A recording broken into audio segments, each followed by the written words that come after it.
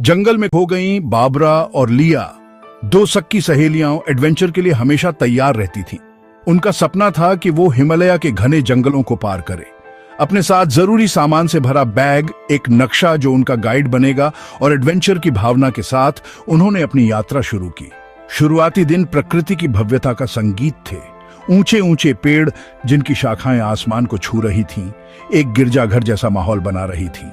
पंछियों की चहचहाहट, पत्तों की हल्की सरसराहट और एक छिपी हुई धारा की दूर की आवाज उनके निरंतर साथी थे।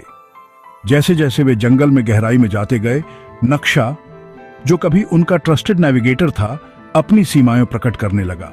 रास्ते जो शुरुआत में साफ दिखाई दे रहे थे, अब उलझे हुए जड़ों और झाड़ियों की एक भूल भुलैया में बदल गए। रात हो गई और जंगल पर स्याही का एक कंबल बिछ गया। प्रकृति की सुखदायक आवाजें अब भयानक संगीत में बदल गईं। एक टहनी का टूटना, दूर से एक चीख, अंधेरे में हर आवाज बढ़ जाती थी। डर, एक खामोश अजनबी, उनके दिलों में घुस गया। कांपते हुए वे एक दूसरे से लिपट गए। उनकी सांस ठंडी रात की हवा में घूम रही थी। सुबह हुई और आसमान गुलाबी और सुनहरे रंग से रंग गया, जिससे उम्मीद की एक किरण दिखाई दी। उन्होंने अपने कदम पीछे हटाने का फैसला किया, लेकिन ऐसा लग रहा था जैसे रात भर में जंगल ही बदल गया हो। परिचित स्थान धुंधले हो गए थे और जिस रास्ते पर वे चले थे वह बिना किसी निशान के गायब हो गया था। दहशत ने उनके धैर्य को कुतरना शुरू कर दिया। जैसे ही निराशा रेंगने लगी, जंगल में एक खतरनाक गुर्राहट गूंज उठी। एक भालू, उसकी भूख से चमकती आंखें झाड़ियों से निकली। जैसे ही वे पास के एक पेड़ पर चढ़ने के लिए हाथापाई करते थे, उनके शरीर में एड्रेनालाइन दौड़ गई। भालू पेड़ के चारों ओर चक्कर लगाता रहा। हर पल उसकी गुर्राहट तेज होती गई।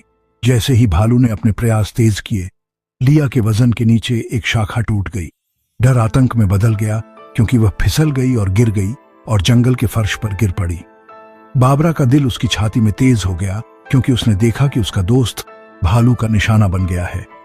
हिम्मत जुटाकर उसने भालू पर एक पत्थर फेंका, जिससे उसका ध्यान भंग हो गया।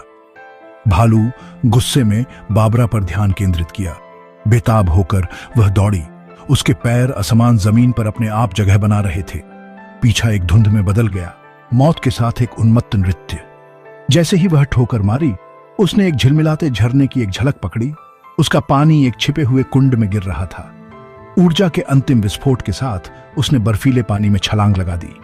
प्रभाव झकझोर देने वाला था, लेकिन इसने उसकी जान बचा ली। भालू उसका पीछा करने में असमर्थ जंगल में पीछे हट गया। जैसे ही उसने अपनी सांस पकड़ी, उसने इधर उधर देखा। झरना ऐसा था जैसा उसने पहले कभी नहीं देखा था।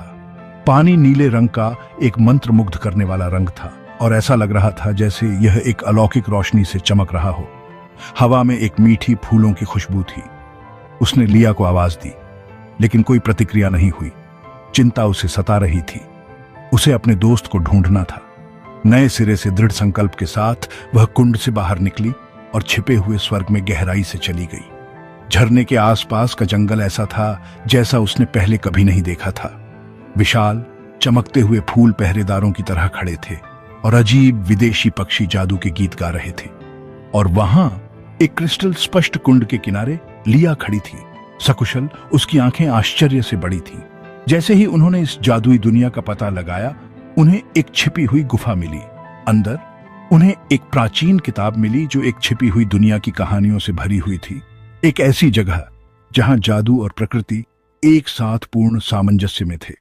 ऐसा लग रहा था कि झरना इस मुग्ध भूमि का प्रवेश द्वार था। दिन हफ्तों में बदलते गए, क्योंकि उन्होंने इस छिपी हुई दुनिया का पता लगाया, इसके इतिहास, इसके जीवों और इसके जादू के बारे में सीखा। उन्होंने उपचार के लिए एक छिपी प्रतिभा की खोज की, एक शक्ति जो उन्हें जंगल की आत्माओं द्वारा प्रदान की गई थी। जब उनकी दुनिया में लौटने का समय आया, तो झरना एक बार फिर झिलमिला उठा, उन्हें वापस बुलाया। अपने मुग्ध घर को एक मधुर विदाई के साथ वे पोर्टल से होकर गुजरे, उस परिचित यद्यपि छोटी दुनिया में वापस उभरे जिसे उन्होंने पीछे छोड़ दिया था। उनके साहसिक कार्य ने उन्हें बदल दिया था। वे बदली हुई महिलाओं के रूप में लौटी। उनकी आत्माएं उस जादू से समृद्ध हुईं जिसका उन्होंने सामना किया था। अज्ञात का डर प्रकृति के प्रति गहरे सम्मान और मानवीय भावना की शक्ति में विश्वास से बदल दिया गया था। और यद्यपि वे छिपी हुई दुनिया के आकर्षण के लिए तरस रहे थे, वे जानते थे कि उनका असली रोमांच अभी शुरू ही हुआ था।